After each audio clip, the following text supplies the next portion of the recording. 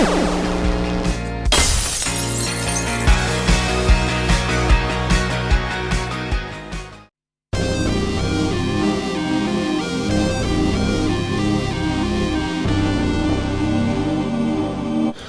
it's Gadget UK here again. This time I'm looking at a couple of different products actually, and I'm going to give a bit of a shout out to this company, Shareware Plus. The website is sharewareplus.com, www.sharewareplus.com. They sell tons and tons of things for the C64. All accessories and things, mostly peripherals and things they've made themselves, you know, DIY carts, flash carts, all sorts of adapters and interfaces. There's just absolutely shitloads of stuff. You know, like here, SID carts, SID to SID, synth carts 64, some stuff with 128 there, basic ROM, GEOS ROMs, all sorts of stuff. Hardware upgrades, Maverick speed controller box, RAMBOard, and in fact that's what I've got here, the 1541 RAMBOard. Interesting the name there, Rambo. It's RAMBOard. Yeah, it's a RAMBOard. So I'm guessing this fits under either the CPU or perhaps one of the CIAs. Probably the CPU, I would think. What's on the other side there? I can't see. Oh, yeah, it's just pins.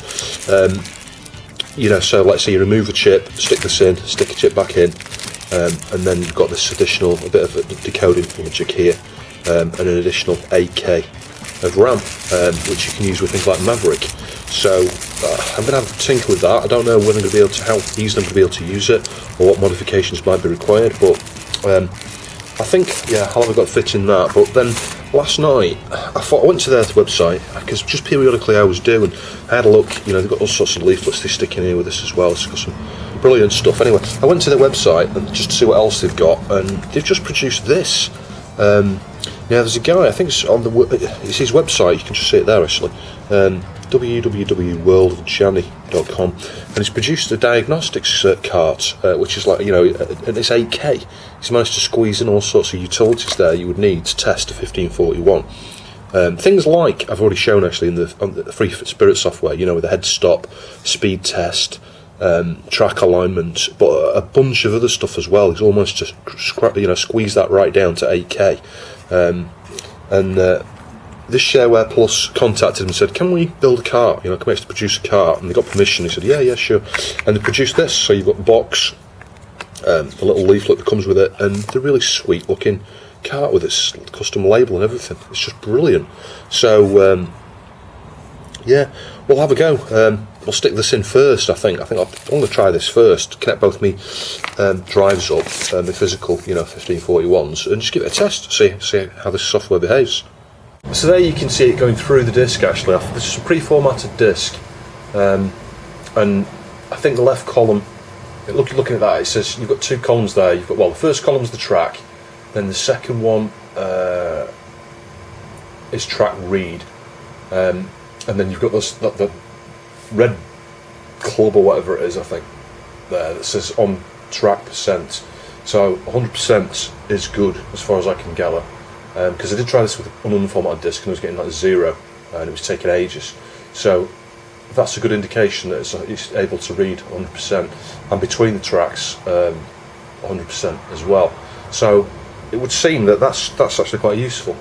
Bear in mind, you probably need to format the disc on a machine that's got good alignment in order to do this particular test. Otherwise, the track alignment means nothing really. You know, if you format it on here, it's going to be aligned to this drive. Anyway, let's come out of that. How do you get out of that now? F1 makes it.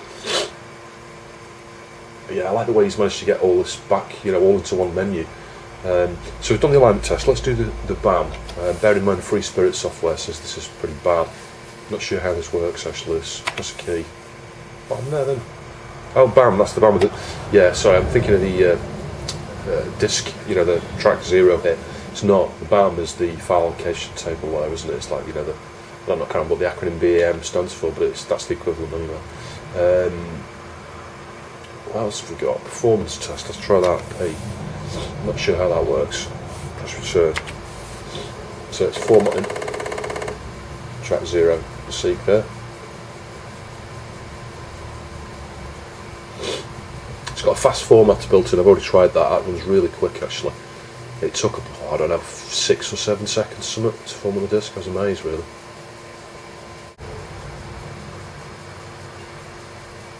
That's good, so it's doing the test part now. Mechanical test okay.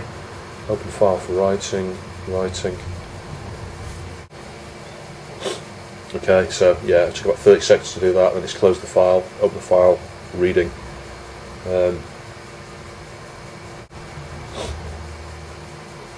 Oh, something else now, it's closed the file, scratching the file.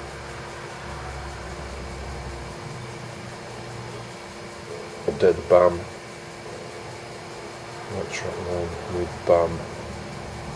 Well, there we go, it says passed, so that's nice, I like that. It does a variety of different tests there, so we'll choose no, we're not going to do that one again. Let's have a look back at the menu, see what else there is. So you've got disk commands, directory, error scan, fast format I've already done, that runs really quick like I said. Head exerciser, I might try that. Send IO, you perhaps need to know the commands and things to do that. I might have a look at that in a minute to see what it is. Reverse knock, let's just try that, because I'm not sure what that is. The knock is track 0, I'm guessing reverse knock is to see how far you can go beyond track 35, is it? Let's just see what happens.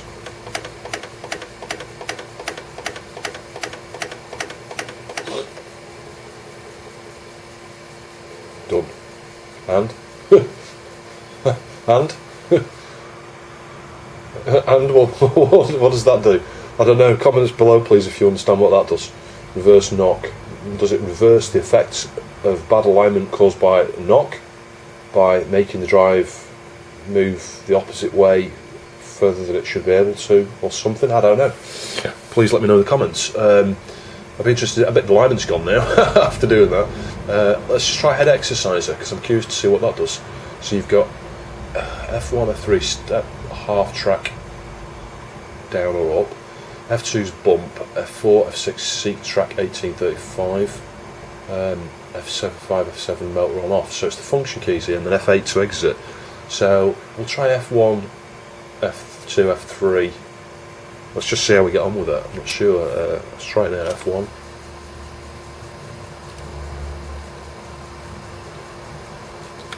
It's hard to know what's going on. It doesn't show you any. There's no feedback or anything. Oh, there we go. Press Shift F1, which is F2. That's bump track 0, track 1, isn't it? So that's working. I guess if I had the top of the drive off now, I'd be able to see it moving, which is useful. And I can stop the motor and start the motor as well, which is, again, useful. I'm not sure how to get out of this now. I need to get F8. What's F8? There we go, that's F8. So again, that's useful. Certainly, if you've got the top of the drive, top off, so you can see what's going on with it. Let's do the speed check because I'm interested to see how this compares to the Free Spirit software. Actually, press return. Let's do that. So normal speed is 300, drive speed 299. Now that is really sweet because I don't know whether you can tell. Well, you will be able to though. The refresh, is very very quick there.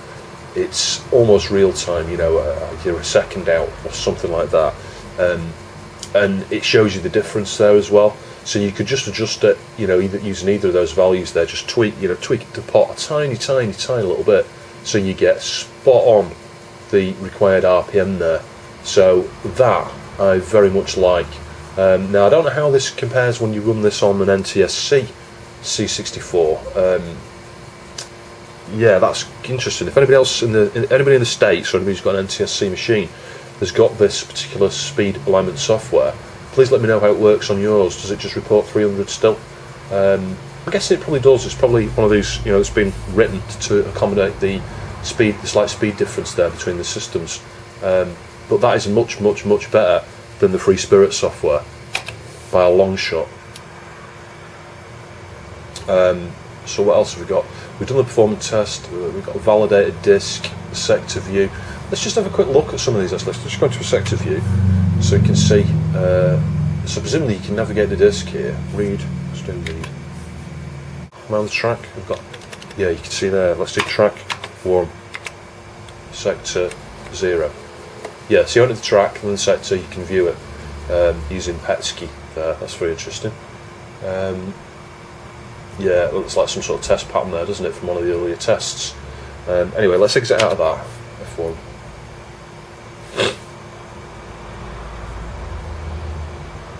So we'll have a quick look.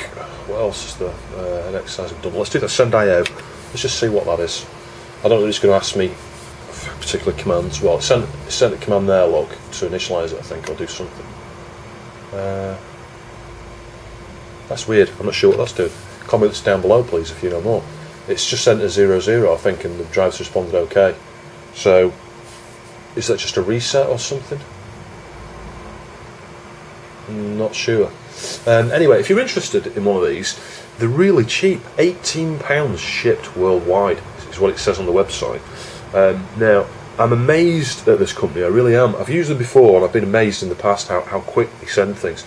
I paid for this cart last night at 6 PM. It's like 8:30 this morning and this has arrived.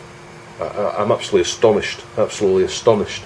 He must have put it straight in the post after I'd paid for it to have got here that quickly. I've never had such quick delivery, really. They are the fastest delivery I've had from anywhere on the planet. So yeah, their website, highly recommended. I'll put some links in the description down below. Go and have a look, and perhaps order one of these yourself. So I'll have a look at this RAMBOard next. The interesting thing is it comes with a disc. That's good. Maverick upgrades and goodies. Yeah, that's cool. Just reading the first line of the thing here. This modification will void any warranty. Now you're affecting disk drive. Yeah, I think that long since expired. Many decades ago. But yeah, these obviously been knocking around for a while. So I'm just trying to understand how you do this now. Yeah, it says a first thought here, finding and removing the 6502. So yeah, that would make sense. You know, the CPU is going to address the RAM. It's not really going to be the CIA. Firstly, it goes this way around with the narrow part facing towards the back of the drive, as far as I can gather. Inspect the pins before you install it, because there were a couple of bent pins actually. They're pretty straight now. That one's a little bit bent, and you can just about see that there. Yeah, it's just bent in a little bit, just from transit. And these are old stock apparently. These ones that were just found, I think we've got 10 of them. When I looked last, there were about 4 or 5 still on eBay actually at the moment as well. So you might be able to pick one up from there. And I think this was something like £12 or £13 shipped, which is again pretty good. Some dirt or something on there. Yeah, so in order to fit this, as you can see, there's going to be some issues with these caps here. So what I would suggest is just bending over like that, these 3 here. Sorry, hopefully you can see that. Hopefully I'm still on camera. They don't need to go all the way. And then this one here, if you bend it this way, it's going to interfere with this chip. Where if you bend it that way, there's more space because of the socket. So that's about as far as I'm going to get. But the pins stand it off a fair bit, and the socket. So I think that'll probably be okay there now. Might need to move 1 or 2 of these as well. So just bend that cap over there. Push this one down a little bit. See how we get on with that. Let's just move that tantalum. I think it's a tantalum.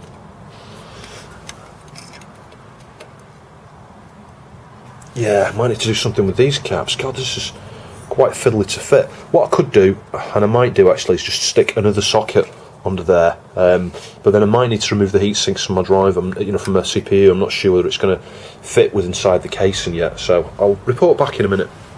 Might not be able to see. What I've done is used another 40-pin socket to stand it off, because there were just too many caps. You can just about see that cap under the board there. I don't know how well it's coming out. The light's terrible actually in here at the moment. It was very closely underneath of the board. The other benefit of that is because this has like got pin type connections. So if I can get it back off again. I'll show you. Well, you can't see it now because the sockets come off, stuck to the other socket, but they were the round pins, whereas these are the flat pins. So it won't actually, that'll help not damage the original socket below, because the thin type flat pins that are going into the socket. So yeah, they can come out sometimes, if it's not very good fit, but I think that should be all right. I'll have a think. There might be some way of trying to secure this just to hold it in position. I'm not sure, but it does feel to be making a really good fit. So I think at this point now I'm going to connect it all up, power it up, and we'll boot the disc that came with it and see what happens.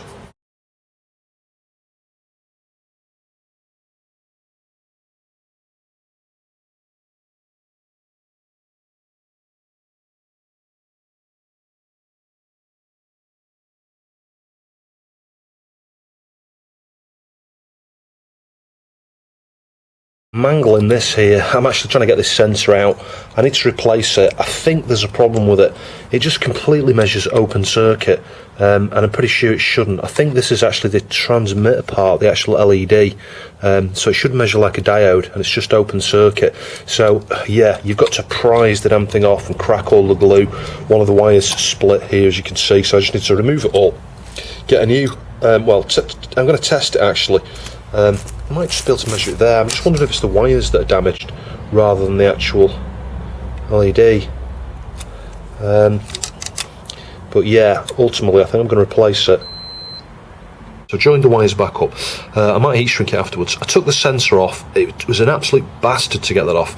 I cut myself doing it and I got like blood everywhere. It was just a nightmare because it's like got like some plastic stuff on it, you know, that sets like really hard. It's almost like glass, so you've got to chip it all off, and it was all in the little slots here where the wires were, and the wires came to pieces. It was just a nightmare. So anyway, after then measuring that again, yeah, it's open circuit, but if you put in resistance and put an IR diode, which I just did, I don't know where the diode's gone now, it's flown around somewhere, there it is. Use an IR diode with battery like this, just like I did when I fixed that remote in a previous video. You can simulate, you know, a change there in state. You can see the resistance change. So following on from there, measured it back to, you know, find out where it connects back to here. The green one here goes to ground, so I'll zoom in a little bit just so you can see a bit closer. Yeah, the green wire here goes to ground, the orange wire goes to this pull up here, which is 100k, brown, black, yellow. But then I figured it must go somewhere else, you know, ultimately. You can't see anything on the top side here, so I took the board out, looked underneath, and it goes all the way up here to this 7414, which is a Schmidt trigger, I think. And it goes to the third pin from the end here, pin 5. Is that right? 1, 2, 3, 4. Pin 5, yeah. And then the output of that gate is pin 6, so it should be inverted of whatever's there. Now, default, it's like 0.9 of a volt. And as soon as you put a disc in, which I'll show you in a minute, it goes up to something like 3 volts-ish, which then causes the output to go low. So it is actually working. The Schmidt trigger's working. Something further down the line must be causing the disc change to not work. So I'm just going to have a look back at the schematics now and find out where that 7414 output goes to. I'm guessing one of these two VIAs, so we might still have a VIA faulty. And you're not going to be able to see everything here. If I put the output there, pin 7 I think that is, and just go along this wire here. I've just swapped this wire out actually. Yeah, that pin there goes into the wire. So put 1 meter probe there, one on ground, which is there, and I try and hold these in place like that. Put it on voltage, DC, switch it on. See, when the disc's in completely, I'll show you that again. 4.4 volts with no disc in. As I slide the disc in, as it starts sliding, you'll see it's dropped to low. So that indicates a disc change. And as I keep going, it gets to the position where the disc right protects there, and it goes back to 4.4 volts. So it would appear that the 7414 here is working, the Schmidt trigger, and the input is going into the wire. I've swapped the wire over, so it's not the wire. So are we looking at a jumper? Are we looking at a ROM revision difference between these machines, you know, these drives? I'm not sure. It's just I was expecting it to behave the same way as the other one, where you take the disc out and put the disc in and it starts to spin. But it would seem it's not recognising disc changes. So, yeah, I need to do a little bit more research, I think. Well, I think I've been on a wild goose chase with this, actually. Just to rule it out, I swapped out the 7414. And it didn't make a difference at all. The other thing I looked at in the schematics, there was a connection also you can just about see it down here. You see, I'll see if I can point with the jeweler's screwdriver here. See that via? Well, that's not really a via. It's just a tiny little pad there. That goes to pin 6 on this controller chip. And it connects there as well. So it goes to both pin 6 of this controller chip and one of these pins up here on the via. So maybe there's a problem with the controller chip, I start to think. But I've just experimented doing some disk changes, and it seems to work alright. You know, you change disks and you can list the directory, and it changes each time, and then a load of copy protected game straight from, you know, changing disks 2 or 3 times, and it works alright. The only reason I thought that had a problem is when I was using the Maverick, this that came with the board here, the RAMBOard, it says insert your source disk and then press return, and it did that, and it just hangs, it just does nothing. And I wondered if that was because it couldn't sense the disk change. I don't know. So maybe this drive has got a fault on this chip in relation to the disk change there.